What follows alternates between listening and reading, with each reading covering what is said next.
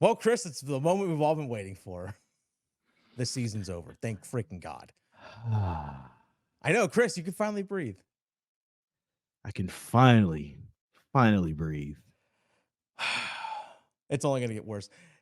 Let's get this sucker started.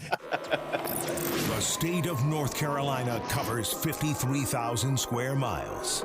It is the habitat of the feared Carolina Panthers. Get dialed in, Panthers fans, for an in-depth look at your team, exclusive interviews, locker room insight. Let's huddle up for Panthers Playbook. Here are your hosts, Dennis Cox and Chris Lea. Welcome back to another episode of Panthers Playbook. That's Chris Lea, Dennis Cox here with you. Thanks again for tuning in, tapping in all season long. We got one final recap episode for you all, so make sure you subscribe once again because we are going to have episodes through you throughout the off season. You know, when there's obviously a new coaching search going on. Who knows what happens with general manager, Scott Fitterer, what you doing there, bud? And there's a lot of other decisions that are going to be coming this offseason for the Carolina Panthers. So we're going to have Panthers Playbook for you throughout the offseason at different times. So make sure you subscribe here on 99.9 The Fans YouTube page or on your favorite podcast platform to make sure you don't miss any of the stuff that Chris and I drop. And Chris, speaking of dropping, Panthers dropped a second straight game where they put up zero. Goose egg. Nothing. Nada on the scoreboard offensively. I guess that game against Green Bay, that 30 points that they put up was an anomaly this year, man. It really was. I mean, that was their last ditch effort, right? Like that was the final game that everybody used to put some good stuff on tape. And it really felt like last week in Jacksonville and this week at home for the final game, everybody was like, all right, season's over. There's nothing we can do about it. There's no first round pick that's coming from this. And you got a list of all of these, unrestricted free agents that may or may not even return to the Carolina Panthers. So they're just like, all right. And that's what it kind of felt like for the game. So, if there are more games left, if this was the middle of the season, I think I'd be a little bit more upset. But right now, it feels good to know that I'm not going to be talking about a Carolina Panthers loss next week, unless Scott Fitterer is still in the building, and that's still an L. So, well, that's a big thing. That's the biggest thing for this offseason, I think, or at least the first big step is that, all right, what's the decision at general manager? Because we already know that they're looking for a head coach. I mean, that we've known. But in terms of general manager, I mean, I can't imagine that Scott Fitterer is going to be gone. Now, the time that we're taping this in the evening on Sunday, you and I waited a little bit longer just to wait and see that maybe we heard reports of him getting let go. So we did wait a little bit. I mean, maybe. But I can't imagine, by all reports, by the way, that David Tepper has actually hired like an agency, like a consulting firm, search firm to help with the coaching search, which I think is good. And I think he needs to do the exact same thing, use that same firm when it comes to actually hiring a general manager, because that coach, that GM need to be on the same page, because if there's another bad season, you're going to be getting rid of Scott Fitterer next year anyway. Might as well just go and just start all new. Just go and just wipe the slate clean, start fresh, clean out the front office, clean out the scouting department, clear out most of the coaching staff, and just start anew. Yeah. I'm hoping that David Tepper does the right thing. I don't know if I can trust him to do the right thing, but if he does, then I hope that it comes with Spike Lee in a nice movie too. If he does the right thing, do the right thing. Just do the right thing. Now, well, real quick on this game, because I was really hoping that after the shutout loss last week, it's like, okay, let's see if the offense can have a bounce back. Let's see if they can actually do something here. It's like, but you know what? It's almost worse. It was awful. It was so bad. And there's a couple of moments in this game that were just a microcosm of the Panthers season. Like Bryce Young gets flushed out of the pocket, rolls to his left, finds DJ Chark coming across the field down the left sidelines on a great throw. Like, it was a great throw, and he's streaking up the left sideline. He dives for the pylon. Ball gets knocked out of his hand short of the end zone. Tampa Bay recovers the ball in the end zone, touchback. It's like, you're right there, but guess what? It ends up being the other team's ball. And then Raheem Blackshear scores a touchdown on a beautiful run. But our man Terrace Marshall Jr. finally in the lineup because Jonathan Mingo is out because of the foot injury. Terrace Marshall Jr. doesn't line up on the line of scrimmage, so it's an illegal formation. Play comes back. Very next play, strip sack, fumble. Tampa Bay gets the ball. It's like there's the epitome of the Carolina Panthers season. Like that's the epitome of the season. That's the epitome of the season right there for this team. It's just like nothing went right. Whether it was mental mistakes, self-inflicted wounds, you name it, offensive line not protecting, all that kind of stuff, all just wrapped up beautifully in this nice little wonderful bow. Whoever David Tepper has to pay to come here for next year, whether it's GM and head coach or just head coach, they have a lot of work ahead of them. Tons, much. And I think part of the work is like really looking at who do you want back and who do you not want back. And there's a lot of, again, there's a list of, I think, 21 unrestricted free agents. And then you have a few exclusive rights guys and a few restricted free agents guys. Like you could probably, honestly, 80% of those guys probably shouldn't even come back, just to get some freshness into that locker room and to have fresh faces, fresh ideas, guys who are excited to put on that jersey and want to win. One of the main things that like I feel bad for Chris Tabor for is that his team gave up on him the last 2 games. And I don't even know if that's even Chris Tabor's fault. It's the position these guys are in. The season is going so bad. And nobody, you see, I wonder what the players are thinking all week when nobody is talking about them. Everybody's talking about the owner, David Tepper. Mm-hmm. As a player, what does that do to you when it all becomes your season's already so bad and now the only thing people have to talk about is David Tepper? Yeah. It's not like this is Dallas where the owner and you have the owner and you have a winning franchise right now and things like that, and it's just different. It just the owner is gonna overpay for everything, and everything is good and all that, blah blah blah. You have a good relationship with him and things like that. Like Jerry Jones seems like a guy you can go have a beer with. David Tepper doesn't seem like that type of guy at all. Far from it. He probably thinks he's that type of guy. He doesn't seem like that type of guy. So it's different when people are talking about your owner for the wrong reasons, and he also just doesn't seem like the best guy. So I don't know, man. I'm really hoping that just the fresh faces for 2024 can just start this thing in the right direction. And it's just sad.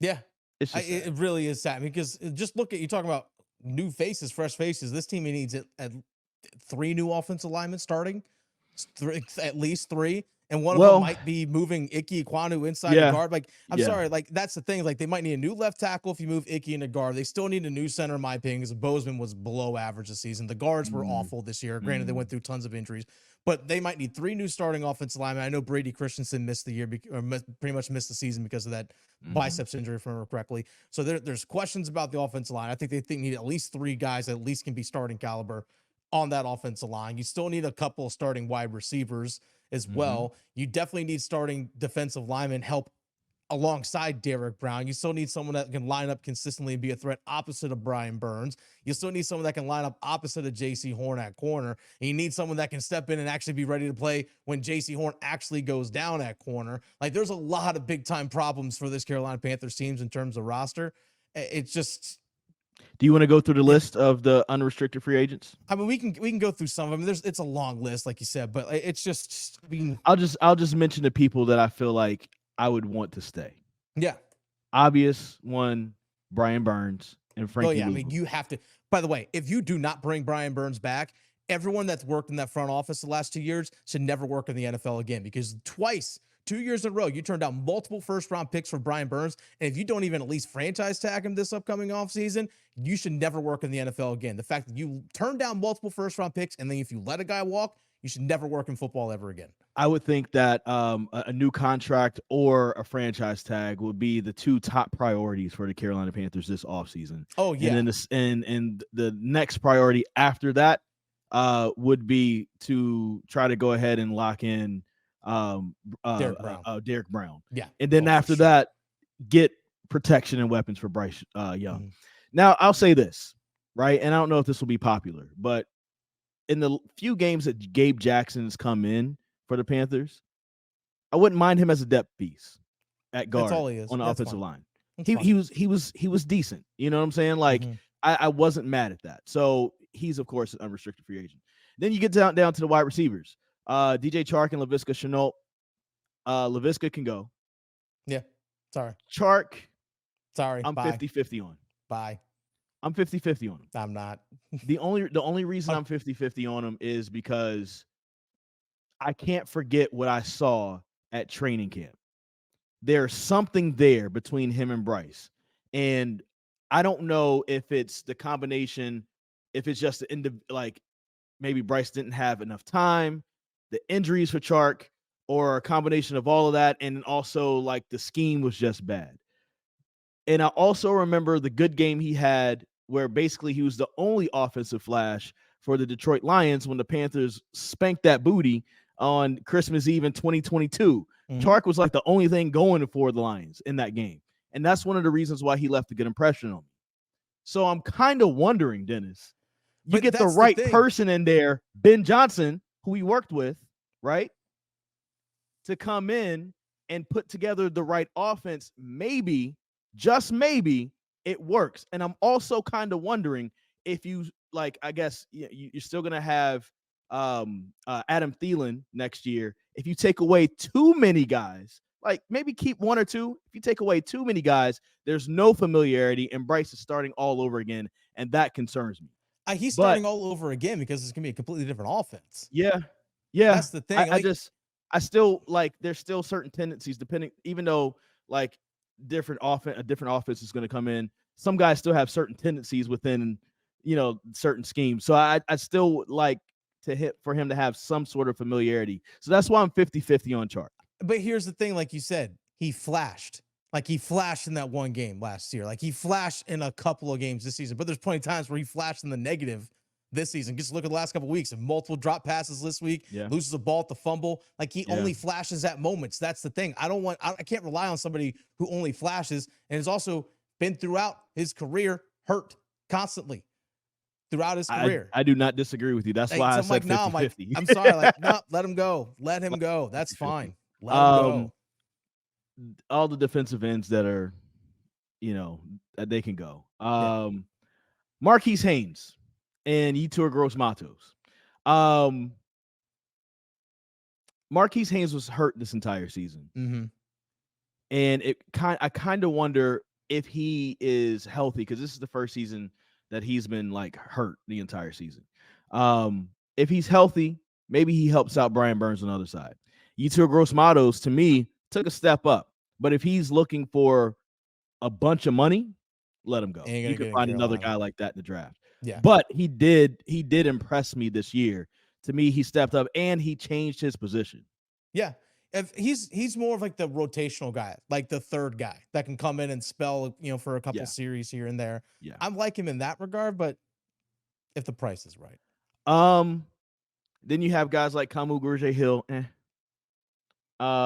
other linebackers. Yeah, you can let them go. CJ Henderson, let him go. Troy Hill, let him go. Shaquille Griffin, let him go. Jeremy Chin. I'm sad to say, but he's going to be gone. I'm sad to say, but he's going to be gone. I want him back, but Evero doesn't use him.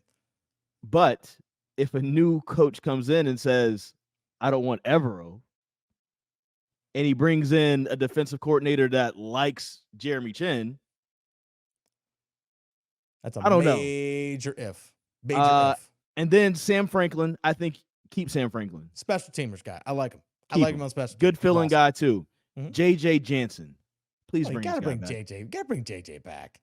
Please bring him back. There was other unrestricted free agents, but that's the list. And then restricted free agents, Giovanni Ricci and Stephen Sullivan. Amir Smith-Marset. I say keep him. I like him. I like the way he performed the last 6-7 weeks of the year. I like him. Exclusive rights free agents. The only one that's worth bringing up is Raheem Blackshear.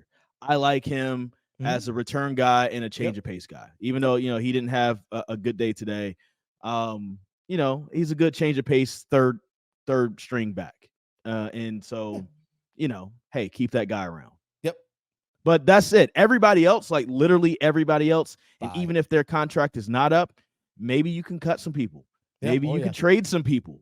Try to see if you can get some 5th or 6th rounders back for some other guys, even 7th rounders, because you can find some diamonds in the rough in those later rounds. Hey, just give it a try. But a lot of those other guys, they can just go. It's funny. I was saying that at the trade deadline, and people were like, "No, you shouldn't do that." I'm like, okay, much rather take that 7th with a flyer than just letting dudes go. Yeah. Yeah. Well, I mean, hey, I'll say it right here. January 7th, 2024. You were right. We should have done that. They need picks. They need absolutely picks. Need, they need absolutely so need many it. of them. They need so many roster holes. I think before the trade deadline, like not a lot of people saw 2-15. Like, I guess a lot of people thought that maybe after the bye week, that maybe they get their act together and they can go and start getting some wins. But clearly, nope. Clearly, they that's have not one the case. win at that time. I was like, no, this team ain't going anywhere. That's not the case. I mean, not that I thought they were going to go somewhere, but you're at this point, you're trying to win.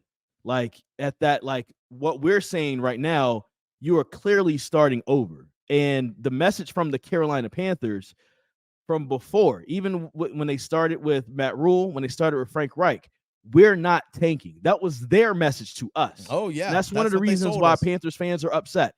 That was their message to us. So that means we expect wins. So at that time, I think that's why I was thinking, hey, let's try to go after some wins. Let's not just give up guys for these later round picks. Now just do it. No. Just freaking do it. You need every pick possible. Have you seen what their home schedule is going to be for next year? I actually have not looked at the schedule this upcoming year because they are going to play a last place schedule this upcoming year. So congratulations. You know what the funny thing is? They're going to play against Chicago, right? They're going to play against the Bears. Yes. That's going to be at home. It's going to be away for them. Oh, so it's going to be away for the Panthers, away for Chicago? Away for Panthers. They're going to go to Chicago. They're going to Chicago. It's funny. They're going to go play against that first round pick that they traded away. They're going to go play against the first round pick that they traded away. But you know what? It's not good at home though. Like, because you got your divisional guys. Mm-hmm. You're going to play the Giants at home. The Giants are going to be salty from this year. They're going to take a step up. You're going to play the Cowboys at home. Are they going to go away? Nope. You have the Cardinals at home. Maybe that's winnable. You have the Chiefs at home. Oh, there you go. L. You have the Chargers at home. Depending on the coach they get, that could be an L. Mm-hmm. Maybe that's Ben Johnson and the Chargers coming to Carolina, right? Think about that. Homecoming game for Ben Johnson. And you got the Bengals at home. Bengals are down this year. That's the last place team. Imagine that for next year. So they about to get spanked. Yeah. They about to get spanked, bro. They about to get it. They about to get it next year. This is going to be a 3-year minimum rebuild. 3-year minimum rebuild for this team. Minimum 3 years for this team. They're away at Philly, at Washington, at Chicago, at Denver, at Las Vegas. A lot of those sound like losses to me. Yeah, it's so year to year. It's year to year. It's week to week when it comes to the NFL. So who knows? Washington maybe is a win, because they're in flux right now. Well, but everybody else outside of the divisional guys, Philly, I will say they're going to be salty. We'll find out on Monday a lot of the firings taking place in the NFL, right? Black Mondays, they like to call it. But here's the thing. Carolina, it might be 6, might be 7, might be 8 jobs available. Carolina's bottom. Whatever that is, it's last. It's last. It's dead freaking last. Because the Chargers are probably going to be the most sought after if you're a head coach because you're going to have Justin Herbert as your quarterback. And they've got some dudes there. I know they got a tough salary cap situation, but you got your guy at quarterback locked in place.